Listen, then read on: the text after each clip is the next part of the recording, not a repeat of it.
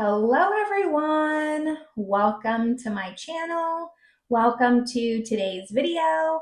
Today's video is going to be my thoughts and review on the new Beauty Bay Daydreamer palette. This is not a first impression. I've done 5 looks with this palette. I'm very excited to share my thoughts. So I'm going to be going over the details of this palette, inserting in some swatches, showing you all of my looks, and tell you if I think this palette is worth it or not. So if that sounds good to you, make sure you give this video a thumbs up. Subscribe if you haven't yet. I would love it if you stuck around, but with all that, let's just get into it.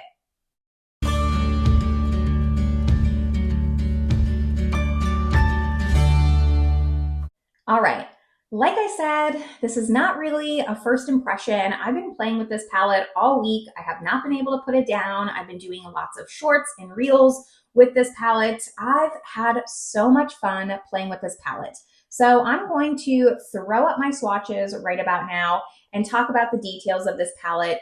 It does retail for $22 US, and like most of Beauty Bay's palettes, it is a limited edition release. I really don't like that they do that, only because their limited edition releases tend to sell out very, very quickly. If it was around for a little bit longer, more people could get their hands on them, I wouldn't be as upset, but a lot of people miss out on these palettes, and they're such great palettes for the price that it makes me a little bit sad that they make them limited edition and that they disappear so quickly. So this palette does contain 20 shades. It's 9 shimmers, 11 mattes, almost a 50-50 split.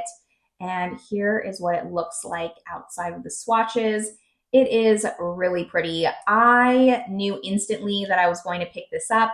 I try not to pick up every single Beauty Bay palette. My first time actually trying the brand was last Valentine's Day release with the Reckless Romance palette. And since then, I've fallen head over heels for their formula. I've picked up the Botanical palette, which I really enjoyed. And then I had someone declutter the Love Notes palette to me, which was a previous Valentine's Day release. And I am going to show that palette compared to this because I think there are some similarities. We'll do that at the end when I'm kind of just talking about my final thoughts. But I think this palette is stunning. I think it is very spring. I think it's very romantic. I think it has a lot of variety with the romantic tones. It's not just pinks. You have the greens here. You have some more blurples. I don't know, something about this just really called to me. You still have some duochromes. You have this like iridescent shimmer here. But let me just start by going over all of my looks before I get ahead of myself. I'm going to pop them up on the screen here while I talk about them. The first look that I did with this palette was definitely more of a neutral look. That's how I tend to start off my palette reviews, only because I'm going to do something that's a little bit in my comfort zone. So I played with the more neutral shimmers, which I believe was Optimist and Utopia. Very pretty shimmers. I loved the look. For some reason with this palette, every time I use it, I want to pair a liquid liner, which is very unlike me. I am not a liquid liner person whatsoever. Very amateur, but I did my best with the wing. My eyes did not appreciate the wing. By the end of the day, the wing came off, but I did a wing nonetheless, and I really enjoyed the very first look.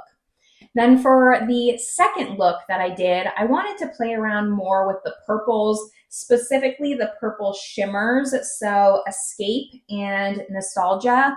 I will tell you right off the bat, this was probably my least favorite look, only because Nostalgia is the deepest shimmer, and this is just personal preference, but I find that with really deep shimmers on my eyes, I have one eye that's a little bit more hooded than the other. So when I use a deep shimmer, I felt like it really emphasized that my eyes were uneven, and I just didn't like that. So it's not my favorite shade. I don't like how dark it is, especially because this palette does lack a lot of depth in the mattes. We'll go over that a little bit later as well. But to me, like having this deep shimmer when there's nothing else to kind of go with it wasn't my favorite. So I didn't love look number 2. It was okay. I wish that I had just skipped this shimmer and only put Escape all over the lid, because I did that purple lavender kind of like right in the inner part of my lid. I wanted like that bright lavender, and having the dark shimmer kind of covered it up. So it's okay. I still liked the look, but I didn't love it as much as some of the other looks. And then for look number 3, decided to play with the pinks. Wanderlust was definitely the shade that intimidated me the most in this palette because it is so bright and punchy. It's a Barbie pink. I mean, there's no getting around it. But this shade was actually really, really pretty on the lid. When you swatch it, it's thick and heavy, but when you actually put it on the eye, you can kind of tap it out and not make it such a bright in your face pink. I mean, it's still a pink for sure, but it's not a neon pink. So I ended up really enjoying this look. I also used that sage green kind of shade, which is Wishful, on the lower lash line, because I wanted to make sure I tested out every single shade in this palette. And I wasn't sure how I was going to incorporate this without, because I can't really do a monochromatic green look, right? This is the only green. So I did it as like a pop of color on the lower lash line. Also something I don't typically do. That's for sure out of my comfort zone. But I really liked how the look turned out. It was very light and springy, but not too like bam in your face. Again, I liked the desaturation of the tones and not the super neon, bright, colorful. Like I felt it was a wearable, colorful look. Then for look number 4, I kind of just needed to use the shades that I hadn't used yet. So that's what I did for the 4th look, especially using this duochrome Imagine That. This is the shade that Beauty Bay's really been pushing because it's like this pink to gold purple flip. It is very, very beautiful on the eyes. I really liked it. I think I also paired it with Hazy Days, but I wanted to make sure that I no pan left behind this palette. So it was kind of all the leftover shades, if I'm being honest, but I still actually really enjoyed that look. I liked the liner that I did with it. I think it turned out really pretty for kind of being the leftover shades. And overall, considering I did 4 looks that I filmed and I only really didn't like one of them, I would say those are pretty good odds. Now let's go over my 5th and final look. It's the look that I'm wearing today. I did not film it, but I am wearing Musings all over the lid here just to kind of set my lid. I don't typically use eye primer, so I use that all over the lid as a base. Then I went in with Next Chapter. This is the darkest matte in the palette, and it really does not give a lot of depth, if I'm being honest.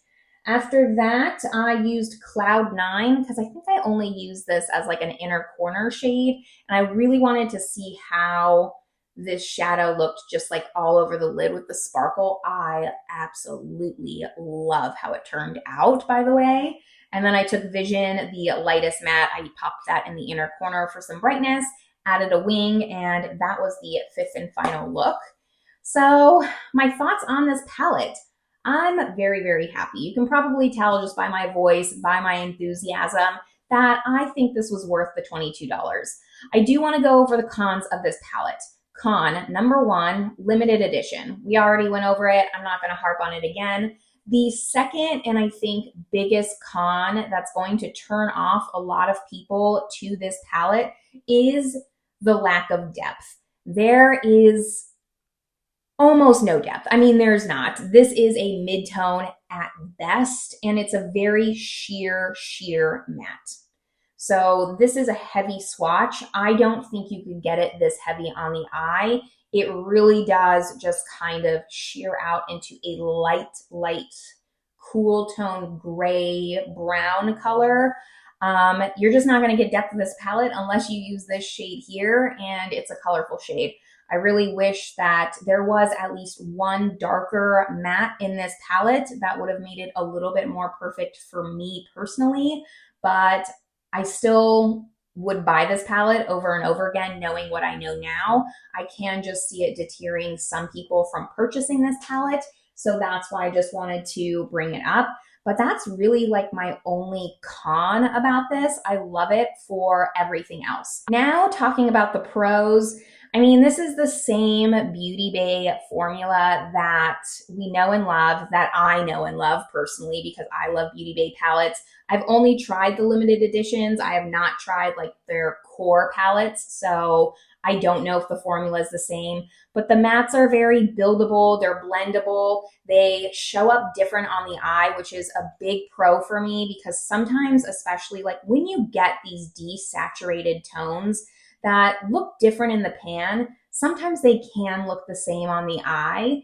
And I didn't find that. I found I could really tell a difference between using Marvel or Musing or even this Riviere shade. Like, I could tell a difference, and I don't always get that with palettes. I'm specifically thinking of ColourPop. There's been some palettes I've decluttered because while they look different in the pan, they show up the same on the eyes. I think there's a really nice variety of shimmers in this palette. You have some duochromes, you have some neutrals, you have some pops of color. I very much like them. Again, there's no fallout with any of these shimmers. Every single look that I did not use a glitter glue. I am just usually too lazy to use a glitter glue, quite honestly. And I like that more sheared out, sparkly look rather than a really intense opaque shimmer. So that's why I tend to not use one. But you could probably build up the shimmers to be a little bit more metallic if you wanted and use a glitter glue. But if you don't, if you're like me, no fallout, which I think is a huge plus. I personally like to do my base before doing my eyes. That's just the routine I've gotten into, and it's hard for me to break. And I think that the shimmers are really pretty. They're sparkly, they're impactful. They're not, you know, an indie sparkle shimmer, but I will say like this Cloud 9, it's not just like a really cheap mainstream. So for the price point, I have nothing bad to say about this formula. Now, I do want to just grab the Love Notes palette because, like I said, that was a past Valentine's Day launch, and I do think there are some similarities. So let me grab that one and we'll compare. So here are the two palettes. Here you have Daydream, here you have Love Notes. I feel like Daydreamer is just the younger, cooler, lighter sister to Love Notes. Looking at Love Notes here, it does, you know, it has similarities. It has purples, it has pinks, it has the depth that probably a lot more people want. You have this neutral quad here, but unfortunately you can't get this palette anymore. If you already have this palette, do you need both? Not necessarily, but I still would pick up both. I have both, so I like them enough clearly to have both, but if you like more color, a little bit more neonness, then Love Notes is definitely more your vibe. This is going to have more punch to it, where Daydreamer just is not. I just thought it would be helpful to see both of them side by side because I do think that the color stories are a little bit similar. I mean, it is a Valentine's Day launch. There's just definitely some relations going on with these palettes, for sure. So I thought it would be helpful to show them off. After that, though, that's really where I wanted to leave you. I just wanted to give my thoughts and my excitement and tell you all about the Daydreamer palette. And I'd love to hear your thoughts. Do you plan on picking up this palette? Do you like the Beauty Bay formula? I know not everyone does, but I've really enjoyed every single palette that I've picked up from them. I don't have a ton of them. I don't plan on picking up every launch. But the color stories that intrigue me, I plan on picking them up. And I know that the formula is pretty consistent across the board, which makes me very happy. After that, this is where I'm going to leave you all, though. I hope the swatches were helpful. The looks provided a little bit of inspiration. I hope you're having a great one, and I will see you in my next video. Bye, everyone.